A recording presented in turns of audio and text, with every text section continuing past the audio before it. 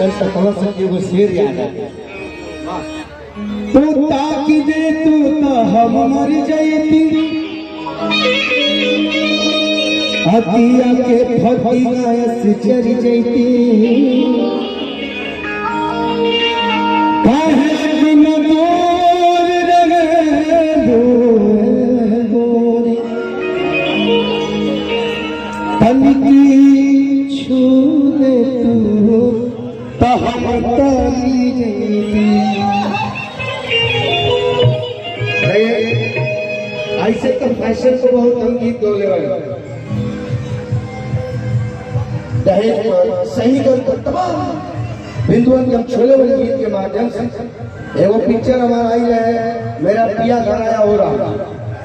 बहुत पिक्चर के फेरा में हमारे चूंकि टीवी शो से फुर्सत नहीं रहा महुआ चैनल और बिग मैसी गंगा तमाम भोजपुरी चैनल से होता रहा बाकी झटके में जो पिक्चर भी गंगा के गंगा पिक्चर आ जाएगा तो वही पिक्चर में रहेगी बोलने रहे। फैशन बहुत बढ़ गई बा भैया खासकर फैशन तो लेडीज नहीं हुआ मर्द को तो फैशन करी कहा पहन सके बाकी जो फैशन वही है सब ऐसे का अरे फैशन दबाता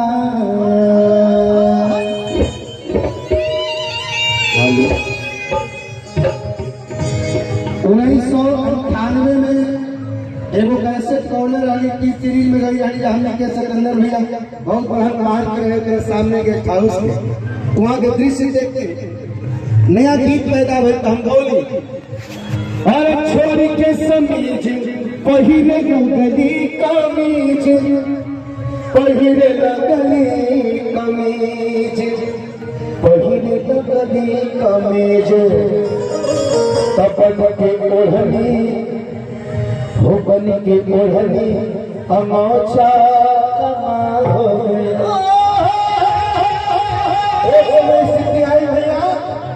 लड़की दुपट्टा का अमोछा से लेते रही बाकी रात का वो जौन दुपट्टा अमोछा के रूप रहे वो खत्म बसा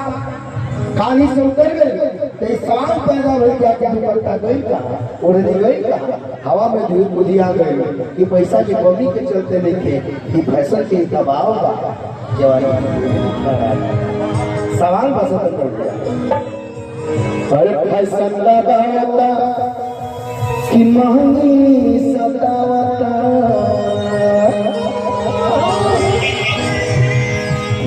जवानी जो आपन देखावता अरे तेरे कारण भई सोन बाती कांधी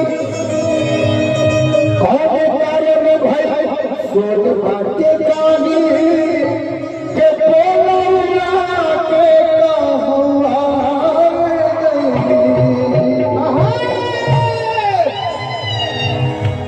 तू कहे चिल्ला करे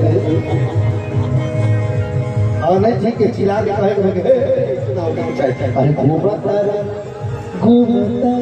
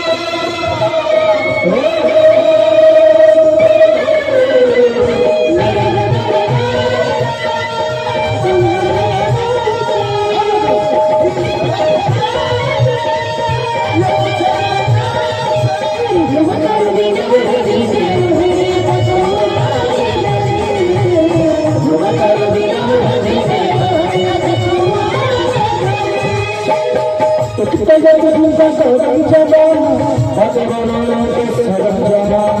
ये हरियत के नहीं भरोसा भगवान की भरोसा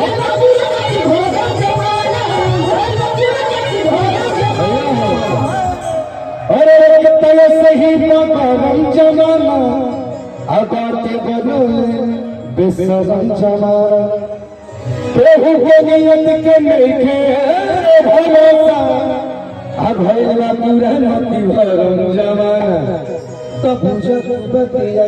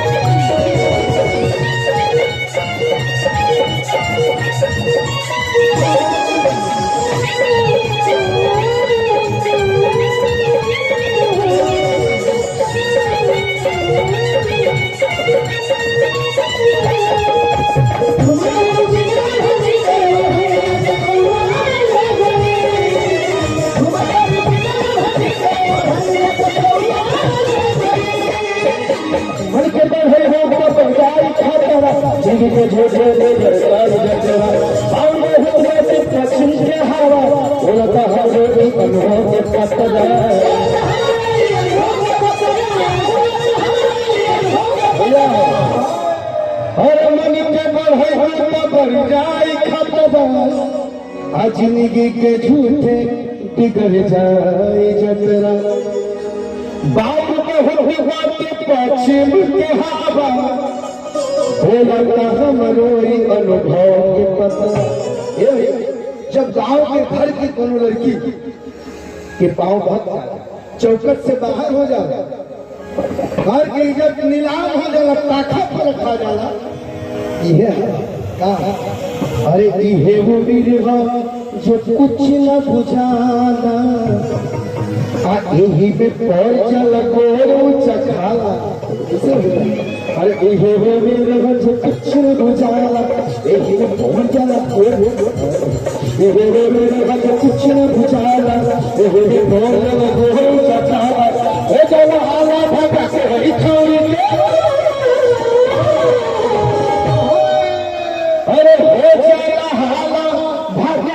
हरी छावनी के जाने के कल बतौआ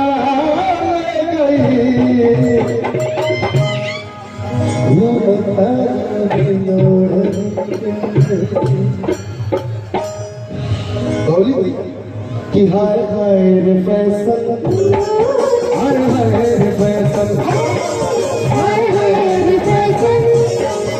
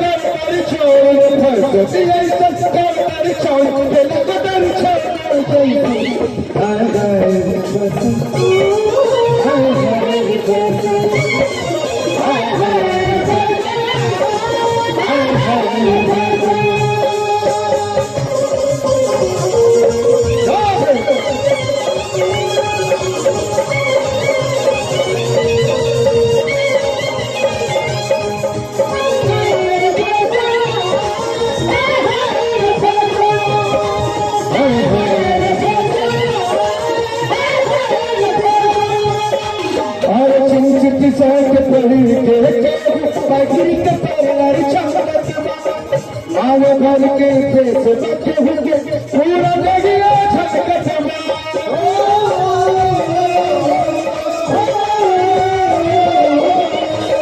की सड़क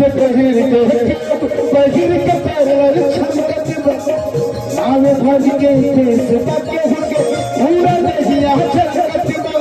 गड़ी गड़ी जाता माँ की शर्म से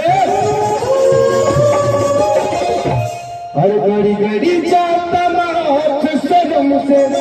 भैया जमाना बड़ी आगे चल गए, सब कुछ उल्टा हो गए।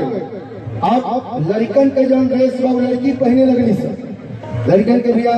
कुर्ता पजामा धोती कुर्ता, मर्दन के तो लड़कन के ड्रेस बा पैंट शर्ट कोट। अब लड़की जींस के पैंट और टी शर्ट पहने लगी से तो लड़कों कम नहीं कर से कान छेदवा शुरू कर दिलवा, बड़े बड़े झोटा रखे शुरू कर दिलवा। ये सब देख के अरे गड़ी गड़ी जाता माथ शर्म से कि भेष बना तारे हर फैशन हर फैशन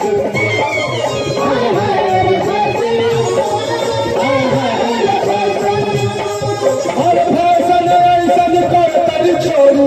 ऐसा कर छोड़ू छोड़ू